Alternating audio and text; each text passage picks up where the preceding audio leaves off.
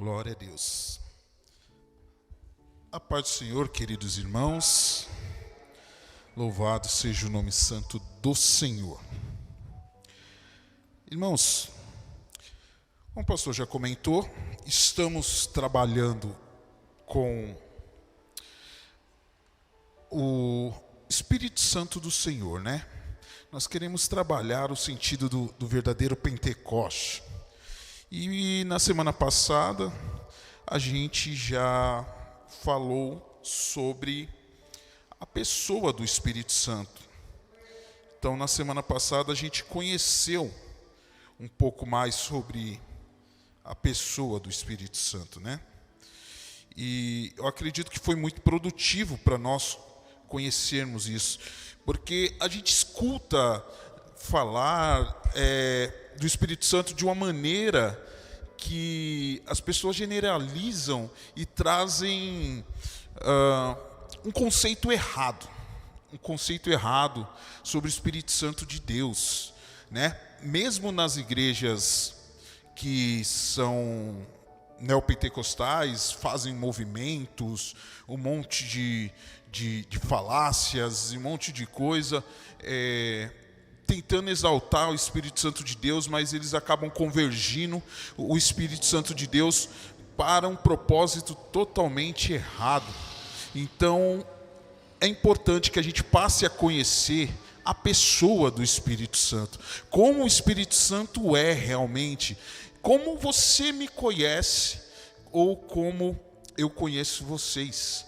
Nós estamos, né, em algum momento, eu não conhecia o André, não conhecia a Renata, não conhecia ali o irmão Elcio. A gente se apresenta e começa a conversar. E aí a gente vai se conhecendo, entendendo um pouquinho de cada um, né? E esse processo de conhecimento do Espírito Santo é a mesma coisa. A gente se apresenta, olá, Espírito Santo de Deus, estou aqui, quero te conhecer, e começa a conhecer. E a gente começa a conhecer Ele dos modos que a gente tem, o Senhor tem nos dado, que é através da oração e através da palavra de Deus.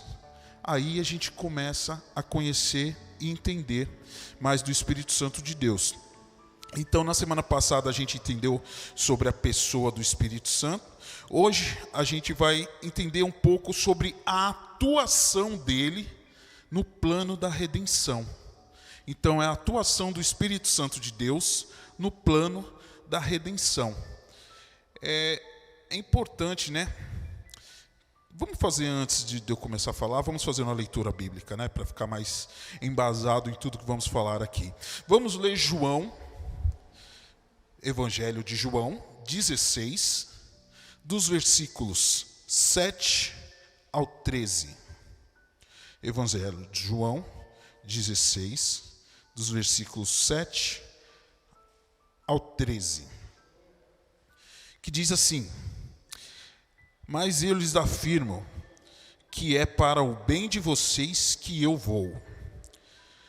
Se eu não for, o conselheiro, ou consolador, depende da tradução, não virá para vocês, mas se eu for, eu o enviarei.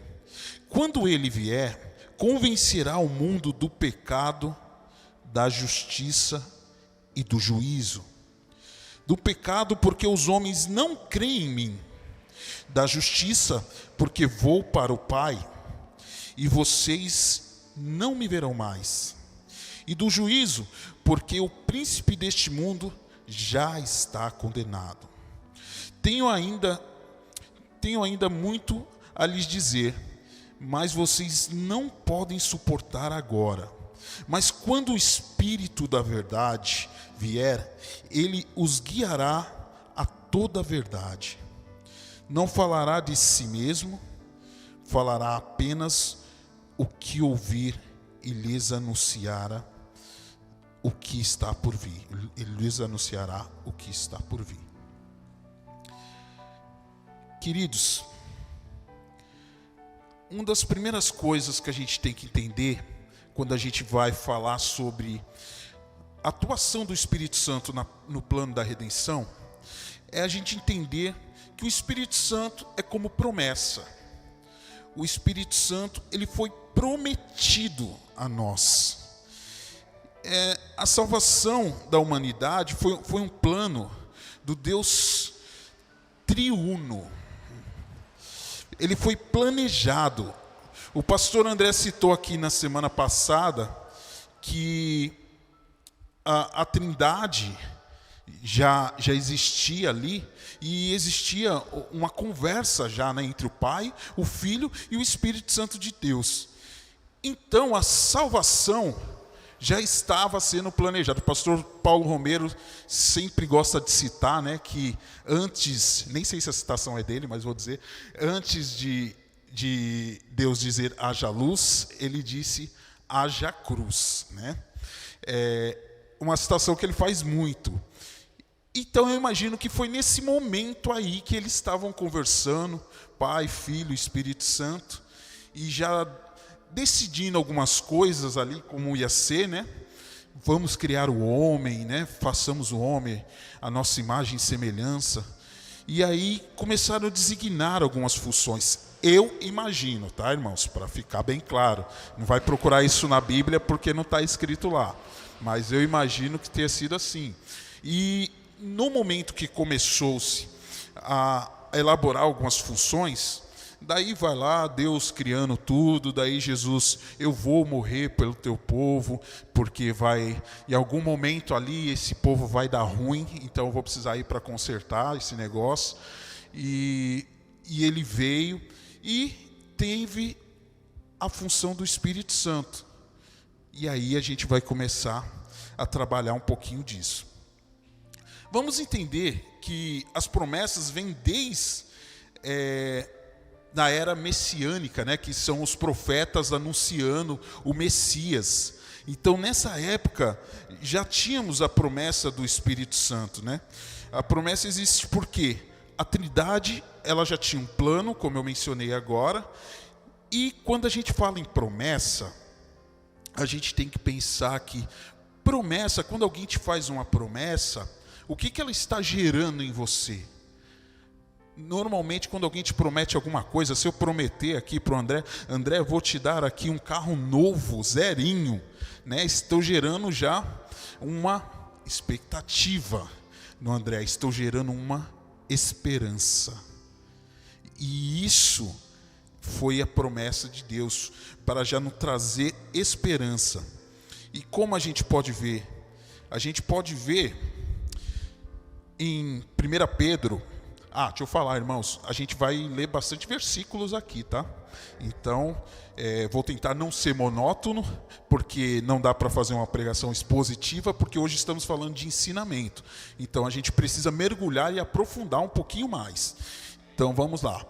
Em 1 Pedro, no capítulo 1, versículo 1 e 2, diz assim: Pedro, apóstolo de Jesus Cristo, aos eleitos de Deus, peregrinos dispersos no Ponto, na Galácia, na Capadócia, nas províncias da Ásia e na Betânia, escolhidos de acordo com o pré-conhecimento de Deus Pai, pela obra santificadora do Espírito Santo, para a obediência de Jesus Cristo e a aspersão do seu sangue. Graça e paz lhe sejam multiplicadas. Nesse momento, Pedro está se apresentando no início da carta que ele começa a escrever, e ele se identifica, né, como escolhido de acordo com o conhecimento de Deus Pai. E aí ele fala pela obra santificadora do Espírito e para a obediência de Jesus Cristo. Então ele já une a Trindade aí. Ele já une a Trindade nesse momento. E mais à frente, vamos ler mais um versículo, que vocês vão entender aqui, quando eu estou dizendo da promessa. Aqui a gente lendo mais um pouco escrito em Isaías 32:15. Diz assim: até que sobre nós o Espírito seja derramado do alto, e o deserto se transforme em campo fértil, e o campo fértil pareça uma flor. Vou ler de novo. Até que sobre nós o Espírito seja derramado do alto, e o deserto se transforme em um campo fértil, e o campo fértil pareça uma flor. Nesse momento, Isaías, quando está anunciando a Cristo, ele já anuncia também o Espírito Santo de Deus. Então vamos lá, só para não ficar desconexo, vamos pensar na seguinte maneira. Nós estávamos falando sobre a Trindade, que formando ali, já pensava no plano da nossa redenção. E a gente vê Pedro se identificando, certo de que a Trindade está presente no plano da nossa salvação. E vemos já lá em Isaías, antes de Cristo, ele anunciando a Cristo, já falando que o Espírito Santo viria sobre nós.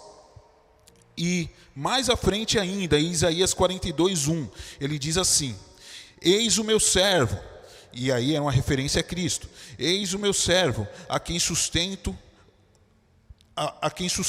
o meu escolhido, em quem tenho prazer. Porei nele o meu espírito, e ele trará paz e justiça às nações.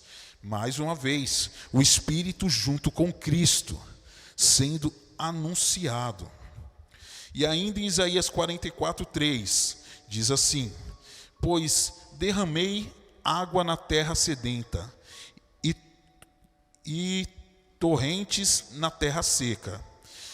Derramei meu espírito sobre sua prole, e a minha bênção sobre os seus descendentes. Derramarei o meu espírito sobre a sua prole, e a minha bênção sobre a sua descendência. Mais uma promessa de Deus, dizendo sobre o Espírito Santo do Senhor. Então, qual a importância da gente entender isso? Entender que o Espírito Santo do Senhor já nos é prometido desde a fundação do mundo. Então, desde que a Trindade ali estava reunida, já nos prometeu que o Espírito Santo do Senhor viria. E ele sempre esteve presente, tá? Vamos começar a olhar isso daqui, que ele sempre esteve presente. O Espírito estava prometido junto com Jesus o tempo todo. A gente vê um pouquinho de diferença da atuação no Antigo Testamento, né? Na Antiga Aliança. A gente vê a diferença um pouquinho, na atuação um pouquinho diferente do Espírito Santo. A gente vê que ele naquele momento trabalhava muito mais na capacitação das pessoas e eventos que aconteciam direcionados, né? Mas vamos lá. Em Números 12, a gente lê no versículo 5 e 6, diz assim: então o Senhor desceu numa coluna de nuvem, e pondo-se a entrar na tenda, chamou Arão e Miriam. Os dois vieram à frente, e ele disse: ouçam as minhas palavras. Quando entre vocês há um profeta do Senhor, a ele me revelo. Em visões, em sonhos, falo com ele. Manifestação do Espírito Santo de Deus. Mas ainda em Juízes 6:34, diz assim: então o Espírito do Senhor apoderou-se de Gideão, e ele com um toque de trombeta convocou os abiezritas para segui-lo. A gente vê as manifestações do Espírito no Antigo Testamento, que é o mesmo Espírito Santo do Senhor, essas manifestações capacitando pessoas. Gideão, para liderar, teve o Espírito Santo do Senhor capacitando ele. Nós vemos que no momento que o Senhor está falando ali a Arão e Miriam, está dizendo, sou eu que estou ali com aqueles profetas. É o meu espírito que está ali com aqueles profetas. Ainda ali em Números 25, Números 11, versículo 25, o Senhor desceu numa nuvem e lhe falou, e tirou o espírito que estava sobre ele, e pôs sobre as 70 autoridades, sobre as 70 autoridades. E quando o Espírito veio sobre eles, profetizaram, mas depois de um tempo, nunca mais profetizaram. Então, irmãos, nessa passagem específica, Moisés estava preocupado como é que iam alimentar ali o povo e algumas coisas mais ali que precisavam decidir. Daí o Senhor vira para Moisés e fala assim, você está duvidando do que Deus pode fazer? E aí ele falou o seguinte, então vem aqui que eu vou mostrar para você que Deus pode fazer. E aí nesse momento entrou o versículo 25, que ele diz, né, que tirou o espírito que estava em Moisés e colocou sobre os 70 que estavam ali reunidos. E ali eles passaram a profetizar e falar em nome de Deus. Só que depois de um tempo não fizeram mais aquilo. Porque daí o texto não discorre sobre isso, mas entendo eu que Deus tenha voltado o espírito a Moisés, porque ali o trabalho ainda era muito grande. Então, no Antigo Testamento, a gente via a promessa do Espírito Santo de Deus também acontecendo, e a gente via acontecendo manifestações do Espírito Santo de Deus. As promessas, daí a promessa que a gente já começa a ter mais intimidade, vamos dizer assim, que somos mais contemporâneos, apesar de ser há cerca de mais de 2000 anos atrás, mas daí já vem a promessa do Consolador, né? Que é que quando Jesus diz que vai subir aos céus e ele enviará o Consolador. Isso foi uma promessa, né? Ainda que lemos no início, Jesus também tinha dito que muita coisa ele ainda tinha para dizer ou ensinar, depende de como está a versão da sua Bíblia, mas é no sentido de ensinar. E eles não podiam suportar, mas o Consolador viria e aí poderia suportar. Importante entendermos aí, o Senhor prometeu em todo o tempo, Ele nos encheu de esperança,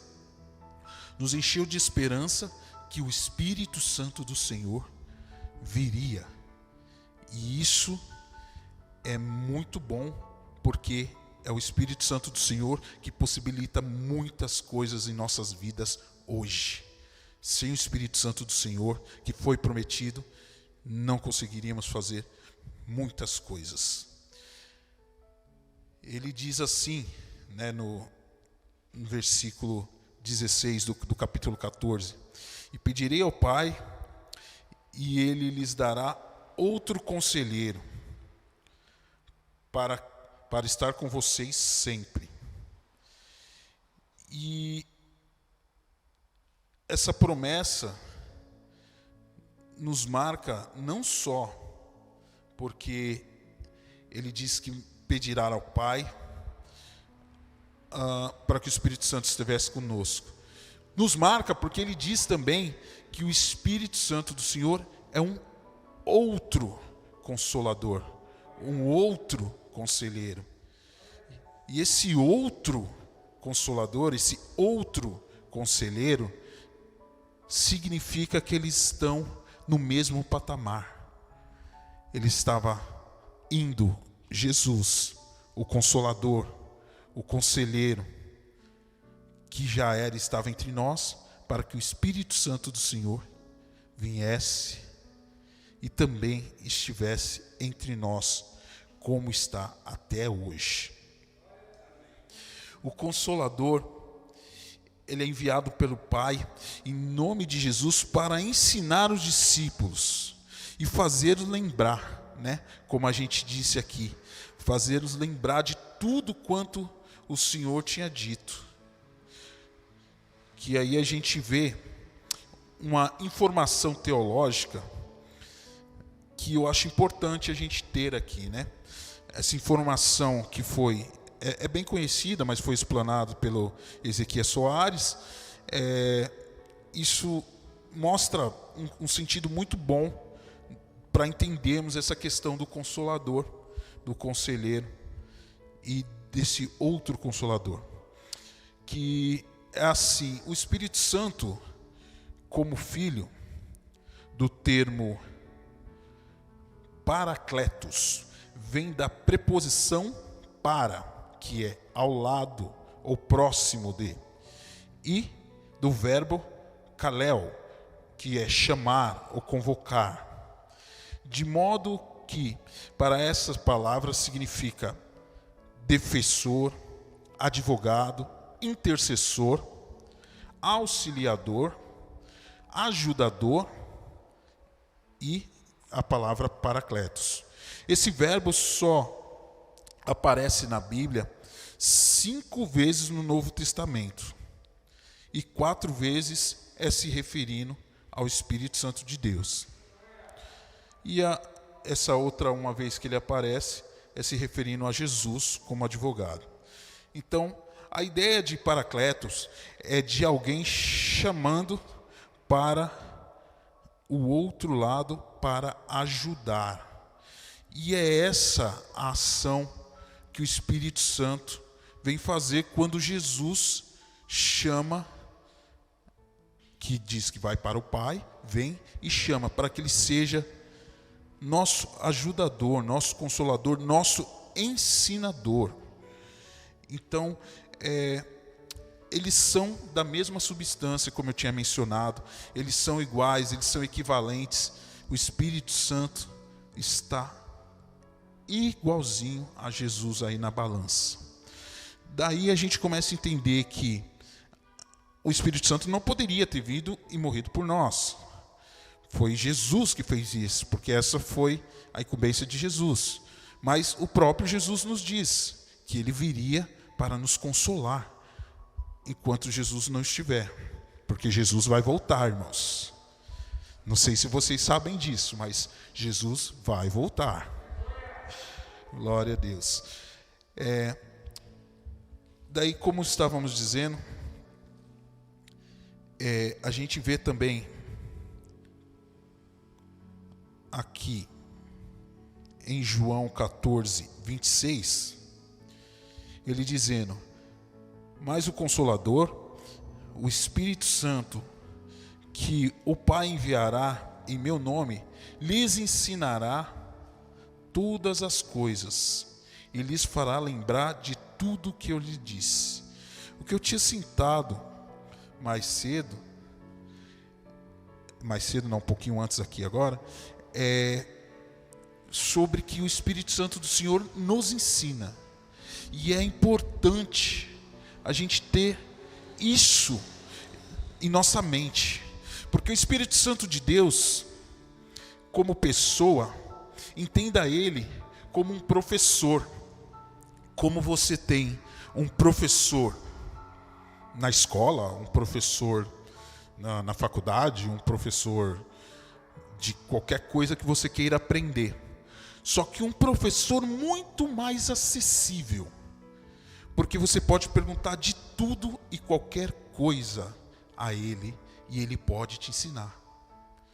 Tudo e qualquer coisa ele pode te ensinar.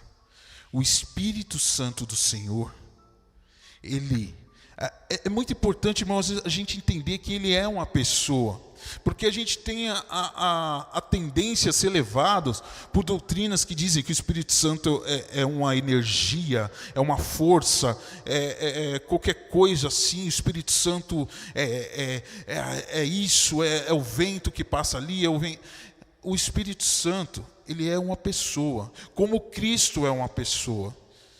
Então nós podemos ter esse relacionamento de aprendizado com o Espírito Santo de Deus. Alguém já parou em algum momento para parar e pensar sobre um problema da vida, sei lá, qualquer coisa que você esteja passando, você para e pensa, como eu resolvo esse problema? Ou como eu resolvo tal situação? Eu acredito que todo mundo já deve ter feito isso. Só que se todos nós começássemos a parar e pensar, Espírito Santo de Deus, me ajuda a resolver tal situação. Me ajuda a resolver este problema, esta situação. Me ajuda a resolver tudo que está acontecendo na minha vida. Me ajuda a pensar como eu resolvo isso. Me dá estratégia de como eu vou resolver tal coisa. Não seria muito melhor, irmãos, do que a gente ficar pensando com a nossa própria mente, achando que temos 10.000 soluções, vamos resolver 10.000 coisas, e botando a nossa confiança em nós mesmos? Porque eu tenho certeza que o Espírito Santo do Senhor não erra. O Espírito Santo do Senhor não erra de modo algum. Então tudo quanto prepararmos ou pensarmos está muito, mas muito, muito mesmo aquém, né, a desejar do que o Espírito Santo realmente pode nos oferecer, pode nos mostrar, pode nos ensinar. Então, entenda que o Espírito Santo do Senhor pode fazer tudo isso em nossas vidas. E para o Espírito Santo do Senhor agir, basta apenas com que você fale com Ele, com que você peça a Ele. Apenas que você volte a sua ação ao Espírito Santo de Deus, dizendo, me conduza, me oriente, me guie, me lidere, faça uma transformação na minha vida. Faça uma transformação na minha vida. Mais um exemplo aqui, em 1 Coríntios 2:13, está escrito assim, delas também falamos, não com palavras ensinadas pela sabedoria humana, mas com palavras ensinadas pelo Espírito, interpretando verdades espirituais para os que são espirituais. Mais um exemplo que a gente vê Paulo dizendo que quem ensinou o que estavam falando foi o Espírito Santo de Deus. Então, pense na seguinte coisa, peça para que o Espírito Santo do Senhor ensine, para que o Espírito Santo do Senhor ensine tudo o que você precisa aprender. Porque nós vimos que Ele é promessa na nossa vida. E essa promessa em nossa vida faz com que nós possamos ter um contato constante com Ele. E esse ensinamento reflete na nossa salvação. Quando você tem dúvida do que o Senhor quer falar com você, quando você tem dúvida em entender o que o Senhor quer falar com você, você tem dúvidas, pergunte ao Espírito Santo do Senhor o que isso significa, o que isso quer dizer, porque Ele esclarece isso em nossas vidas. Nós também sabemos que o Espírito Santo do Senhor, Ele vem para convencer o homem do pecado, do juízo, e para convencer o homem de que está errado, convencer o homem do que nós estamos fazendo de errado. Irmão, muitas vezes, se não é o Espírito Santo de Deus atuar nos convencendo, se não é o Espírito Santo de Deus atuar realmente nos mostrando o que está errado, nós achamos que estamos certos. porque nós somos levados pelo egocentrismo que o homem tem no seu natural, e achamos que estamos certo. Muitas vezes, lidando com outras pessoas, nós queremos ter razão, quando o Espírito Santo vem e nos convence e diz: você não precisa ter razão. Você precisa saber o que Deus quer na sua vida. É isso que você precisa saber. O que o Senhor quer na sua vida. Não precisa ter razão. O Espírito Santo do Senhor nos convence constantemente disso. Então, uma vez realizada a obra da redenção, o Espírito Santo veio convencer o pecador do pecado e do juízo. Veio convencer que existe o céu, mas também existe o inferno. E existe somente esses dois caminhos. Não tem um caminho aí no meio. O caminho é o céu e o caminho é o inferno. E o Espírito Santo nos diz, nos mostra que o caminho que vai te levar a estar com Jesus é o céu. O caminho que vai te levar a nunca, durante toda a eternidade, nunca, é o inferno. E ele deixa você livre para decidir qual caminho você vai seguir. Porque muitas vezes nós estamos convencidos do caminho certo a trilhar. Nós estamos convencidos do caminho que devemos andar. Mas ainda assim nós andamos pelo caminho errado. Porque você tem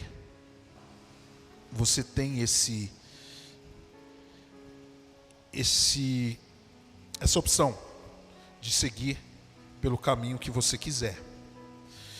Porque a salvação, o Espírito Santo do Senhor veio para nos persuadir, né? Que convencer é no sentido de persuadir.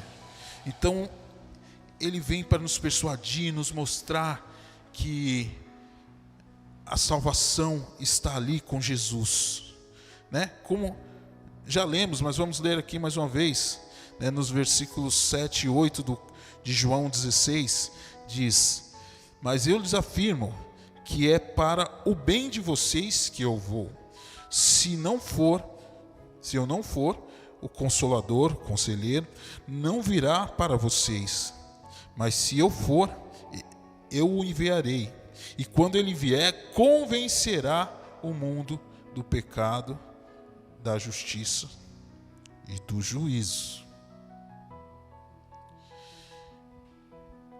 E a gente foca muito no que o Espírito Santo convence, mas possamos olhar também para que as pessoas, como eu citei agora há pouco, mesmo convencidas pelo Espírito Santo do Senhor, estão virando a cara a Ele e estão deixando de seguir o caminho certo e estão indo para o inferno. E isso não é legal, né? Eu poderia dizer no sentido de que nós estamos salvos, glória a Deus, que maravilha, mas nós temos muitas pessoas por aí indo para o inferno. E a igreja não pode estar conformada com isso, sabe por quê? Porque o Espírito Santo de Deus não deixa você conformado com isso. O Espírito Santo de Deus te incomoda a dizer: Alex, tem gente lá indo para o inferno. O Espírito Santo de Deus incomoda você dizendo: Alex, você tem que tomar uma atitude com relação a isso.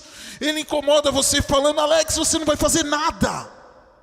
O Espírito Santo de Deus convence você disso. E o Espírito Santo de Deus, que está constantemente trabalhando isso em nossas vidas, não vai te deixar sossegado enquanto estiver almas indo para o inferno. E isso é uma coisa que nós vamos ter que aprender a ouvir e tomar ações. Porque o Espírito Santo, ele não só fala ou te convence. Lembra o que eu disse agora há pouco? Ele ensina. Ele ensina. E um plano da atuação dele, uma demonstração da atuação dele na nossa redenção, na salvação, é ele convencer você, incomodar você, e você ser ensinado por ele. Porque quando você for incomodado dizendo: tá bom, Senhor, eu vi aí que tem um monte de gente indo para o inferno, mas e aí? O que eu faço? Daí ele vai falar: era só isso que eu queria ouvir de você. Eu vou te ensinar o que você vai fazer. O Espírito Santo age de várias maneiras, com muitas pessoas, dando várias estratégias de muitos modos. Mas a única coisa que ele não faz é deixar de agir com quem quer que ele haja, né? Se você quer que o Espírito Santo do Senhor haja na sua vida, ele vai agir. Talvez de uma maneira, usando uma característica sua, ou usando algo que somente você e o Espírito Santo de Deus conhecem. Eu não sei como ele vai agir na sua vida. Talvez não seja da mesma maneira que haja na minha. Mas nós vimos lá no passado que é o mesmo Espírito Santo que trouxe capacitações para as coisas fantásticas. Ele continua atuando e trazendo capacitação para as coisas fantásticas na sua vida. Então não se sinta incapaz, não sinta achando que você não consegue ou que não há possibilidade de fazer, porque há possibilidade de fazer e fazer coisas que Jesus diz que poderia ser feito muito mais do que ele fez, porque foi ele quem disse isso. Então o Espírito Santo do Senhor, ele enche você da presença dele e capacita você a fazer essas coisas. O Espírito Santo do Senhor toma a sua vida. Não tente, não pense que também você fazendo algo, que é você que está convencendo o outro irmão de qualquer coisa. Porque não é. Você é apenas o instrumento. Quem convence é ele. Quem convence é o Espírito Santo. Você é o instrumento utilizado para levar a palavra, é o instrumento utilizado para mostrar, para anunciar a Cristo. E aí o Espírito Santo vem e fala: valeu, Alex, até aqui você foi direitinho, agora é comigo. Porque ele opera na nossa vida. Ele opera de maneira a qual realmente somos convencidos, como eu já citei. Ele opera. Então a gente vê que o plano, a atuação do Espírito Santo em nossas vidas, ela é constante. Ela é constante. Porque o trabalhar do Espírito Santo não parou. Não parou, então ele é uma constante em nossas vidas. Constantemente você vai sendo tocado pelo Espírito Santo de Deus. Constantemente você vai vendo o Espírito Santo de Deus agir. Irmãos, e eu tenho para mim que a gente vai falar mais sobre, na próxima, já dando spoiler aqui, sobre o batismo do Espírito Santo, né? Vai falar mais aí, mas já para deixar você com gostinho já e não faltar no próximo culto, né? Então nós vamos falar sobre o batismo do Espírito Santo, mas o que eu ia citar eu tenho para mim que o Espírito Santo de Deus, ele opera muito mais no ser humano, com o sentido de capacitar você a sair aí para fazer a obra, do que simplesmente no mover de falar de línguas, ou numa alegria, numa sensação que você tem durante um culto. Porque, irmãos, a gente vê reproduzir todo o Pentecoste, acontecido em Atos 2, aqui na igreja, todo mundo falando em línguas, todo mundo indo, reproduzir tudo isso, reproduzir e ficar só nisso, irmãos, lamento dizer, mas não foi o Espírito Santo de Deus. Porque o Espírito Santo de Deus, a gente vê Ele operando e vivificando vidas. A gente vê o Espírito Santo de Deus agindo de verdade. A gente vê o Espírito Santo de Deus levando você a sair para evangelizar, levando você a ter transformação na sua vida, levando você a agir diferente no seu casamento, levando você a agir diferente com seus amigos, com seus irmãos, agir diferente na escola, com posturas cristãs, levando você a ser verdadeiro cristão. É isso que a gente vê o Espírito Santo fazendo. A gente vê então pessoas rodopiando, pessoas dando cambalhota, fazendo um monte de coisa. Para quê? Porque o Espírito Santo do Senhor não veio para isso. Não veio para fazer um show, para fazer um momento de manifestação. Não, ele veio para contribuir com a sua salvação. Ele veio para contribuir com o que você precisa para ser salvo e ajudar outros a ser salvos. Ele veio para contribuir. Ele veio para ser consolador, conselheiro, para ser ajudador. Então, o Espírito Santo do Senhor, Ele quer transformar as nossas vidas. Ele quer fazer mais por nós. E não ache que você já está convertido o suficiente, porque eu tenho certeza que não está. Porque somos pecadores e precisamos do Espírito Santo do Senhor constantemente para mostrar onde erramos, para mostrar o nosso pecado, para que nos ajude a reconhecer, nos arrepender e assim ser salvos. Curve sua cabeça.